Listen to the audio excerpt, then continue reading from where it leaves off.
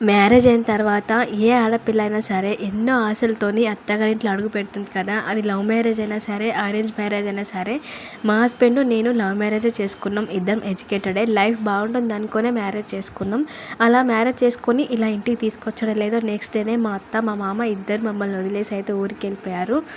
Marriage అయిన తర్వాత మన లైఫ్ చాలా చేంజ్ అవుతుంది. అలా ఉండాలి, ఇలా ఉండాలని చెప్పేవాళ్ళు ఎవ్వరు లేరు. అటు అత్త వాళ్ళు, ఇటు పుట్టింటి వాళ్ళు.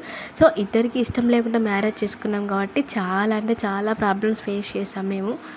ఎవ్వరేమన్నా పట్టించుకోవద్దు, నీకు నేనున్నా. రోడ్డు మీద పోయే కుక్కలు ఎన్నో మొరుగుతూ ఉంటాయి, అవన్నీ పట్టించుకుంటూ పోతే మనం లైఫ్లో ముందుకు వెళ్ళలేమని అలా ఒకరికొకరం ధైర్యం చెప్పుకుంటూ ఉండేవాళ్ళం ఇండిపెండెంట్గా. సో అలా కొట్టుకుంటునో, తిట్టుకుంటునో, బాధపడుతునో, ఏడ్చుకుంటునో లైఫ్ అయితే 6 years అలా గడిచిపోయింది. ఇద్దరం కాస్త నలుగురం అయ్యాము. సో మా చిన్న క్యూట్ ఫ్యామిలీతో మా వెడ్డింగ్ యానివర్సరీ అయితే ఇలా సెలబ్రేషన్ చేసుకున్నాము సింపుల్గా.